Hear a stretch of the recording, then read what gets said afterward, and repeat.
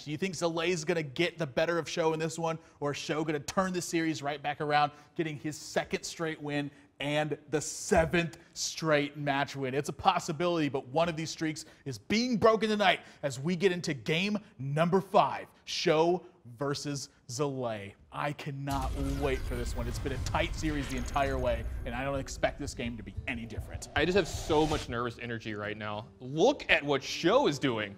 Handlock, I mean, he's very, very efficient with his stack. He knows how the game plans work. He might have just gotten Zalae too. You have to know Zalae's going to Patron Warrior in game 5, right? That's his bread and butter. Yeah, he just has to be going there, and he's just trying to get him. Yeah, we saw this matchup earlier tonight too. Handlock ran away with the game. Now, granted, that draw also included 2 Mountain Giants, and both of them were unchecked. Yeah, I mean, Muzzy won might have been the quickest game in HPL history. The quickest match, even. Yeah, I mean that match. It almost like it didn't happen. Well, it happened. It's recorded. It was 3-0. This one, on the other hand, though, pretty darn good opener from both of these guys. They both have card draw effects, of course, SjoW being in life tap, but he has a Mountain Giant, and Zalae currently does not have a way to check it. Yeah, and these slams, I mean, they're going to have targets in this game, but that's not a good thing for Zalae when these slams are going to be hitting, 8/8s. Yeah, that's probably one of the last ones you want to see them hitting. Picked up the Death Spite. That's pretty good for him. Yeah, Armorsmith's got to get on board. Wants to get something rolling at all. SjoW's hand continues to pick up these mid-range threats that can be a big difference in this game.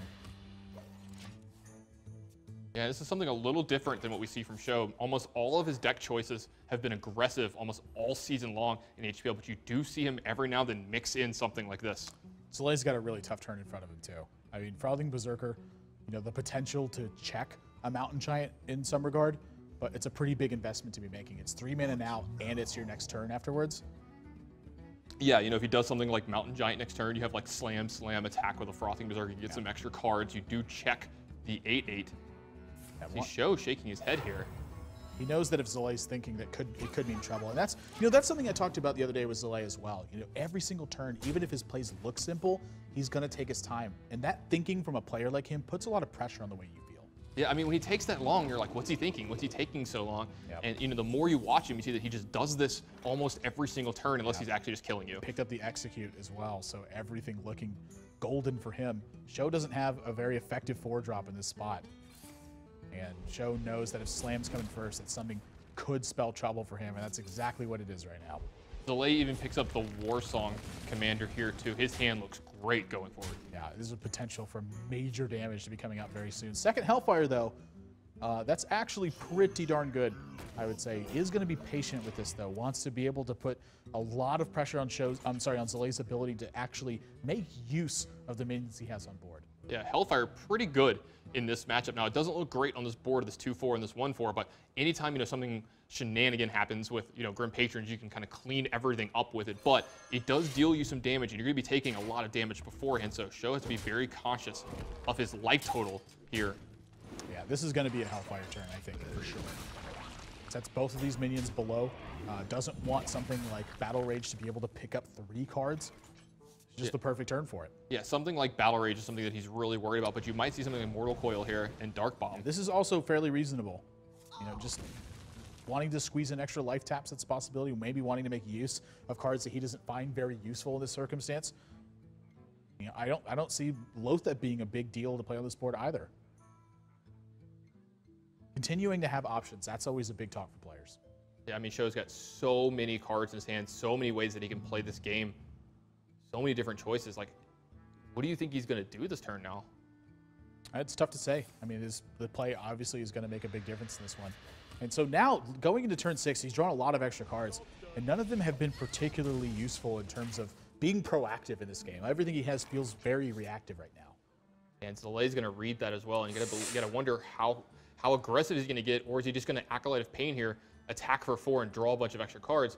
The thing is, you're starting to put SjoW into Mountain Giant range if you do that. Yeah, the Molten Giant's always... I'm sorry, Molten Giant, yeah. Always mix those two up, too. It's just sort of the way it works. I mean, double Acolyte of Pain available. There's so many ways to draw cards.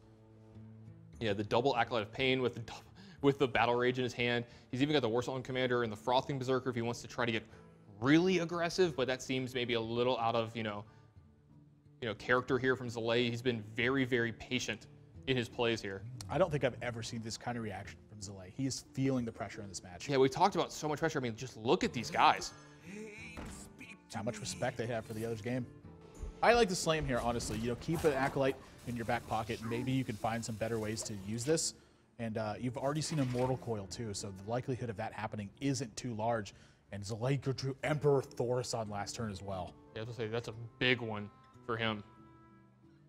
SjoW going to be content with anti-healbot. If he's going to life tap here, I'd like to see him life tap first. He's going to silence instead. Wants to try to deny as many cards as possible. He knows it's dangerous to be letting Zalae have cards. Yeah, he actually couldn't life tap. I think he had 10 cards there.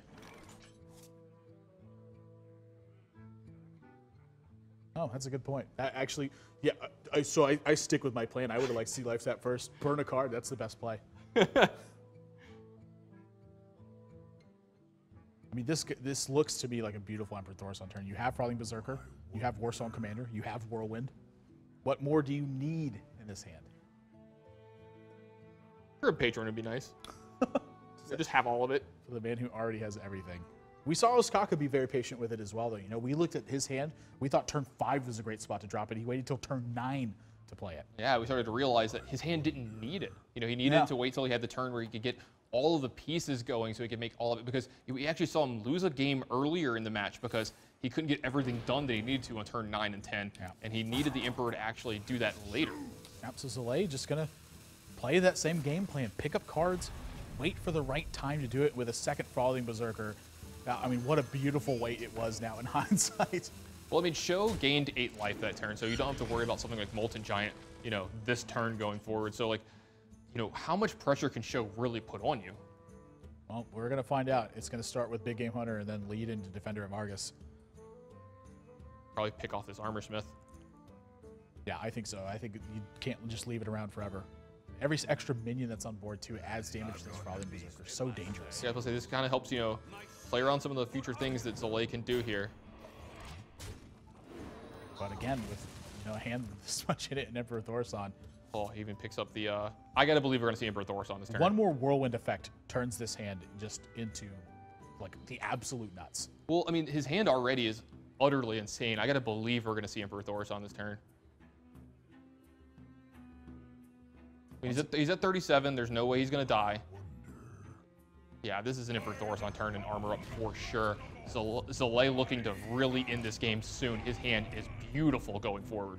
If he picks up one more Whirlwind effect, this game has all but ended in this scenario. Just all the damage in the world. Now 2 Molten Giants in SjoW's hand. Does have a way to kill the Emperor, but he's got to get something done. Yeah, I think he almost has to Loatheb this turn and start to really push pressure because, I mean, where do you go from here after that as well? Zalae's going to have a gigantic board. He's going to be doing all kinds of... Oh, there's a Ragnaros in here. One turn off of... Or one card off of being able to play that card is actually pretty good in this matchup. Yeah, so he's going to trade in this Emperor. And the damage comes crashing across. But again, Zalae not under a ton of pressure here. He has time to wait a little bit longer. There's a second Whirlwind. Yeah, but with the Loatheb, he can't go off just yet. I mean, this hand is building massively, though. Hold on. What happens? Right, so he has Warsong Commander, Frothing Berserker, Frothing Berserker. That's 6. He has 3 left. Attacks with Death Spite. What now? There's no way he goes off this turn. He has to wait. I'm trying to count it all up with Warsong Commander, Frothing Berserker, Acolyte of Pain, attack with Death Spite. I think it might be just short. 24, 25, 20. Actually, it might be 26 damage. So he plays Warsong Commander, then plays a Warsong Commander, then the 2 Frothing Berserkers. Gets 1 Whirlwind effect on 7 minions. That's 14 damage, plus 4 from the Frothing Berserkers. That's 18, plus 2 from the Warsong Commander. He's a little bit off. So just going to be patient. I mean, not really much to do. Just add Acolyte to a Pain to the board and armor up. Again, he's not dying next turn. He knows that kind of burst does not come out of SjoW's deck right now. SjoW cannot be feeling good here, though. Does have a way. He can't taunt up Ragnaros and Loatheb, though. Like, is that enough? Is that enough to be sitting behind to get this job done?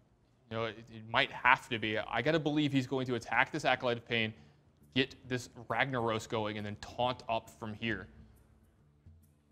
He has to have multiple minions taunted up because of the, you know, the threat of Frothing Berserker happening. Attacks it first, so he's trying to burn cards from SjoW. I'm sorry, from Zalae. That's what SjoW's trying to do. And then Ragnar's going to come down. He's going to taunt up. But I don't think this is, I think just with the amount of whirlwind effects that Zalae has, he's going to be able to get through all of this.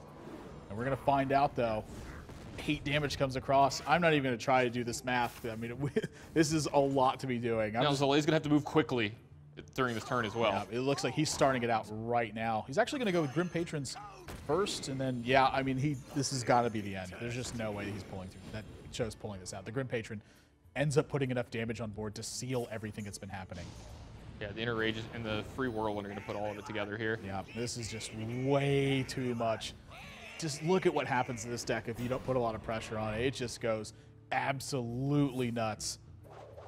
Yeah, Zalae's done this math so many times before. He just knows where it sits. Yeah, you saw him actually, he tweeted about it that he's lost some games because he couldn't get through all the animations. I don't think that's ever going to happen to him again. He's gotten his speed up to the top notch here. He knows exactly what he's doing. Yeah. Look at what's happening.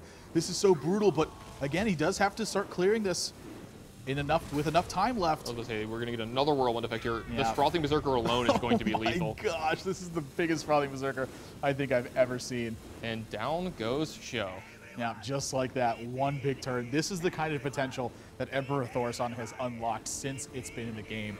And just, what can you do? I mean, I wanted a very, very close game number 5, but we just didn't get it this time. Zalae even going to add just as much as he can on this 35 power Frothing Berserker. Just, you're not beating that. Yeah, that is a lot of damage. Yeah, this is, again, he started this turn immediately as well. He knew everything was in place, knew exactly what was going to happen this turn, and that's going to do it. Zalae going to take a 5-game set. It was close all the way up, but in the end, just what a fantastic draw. Able to draw so many extra cards, found Emperor Thorson and had all the combo pieces in his hand.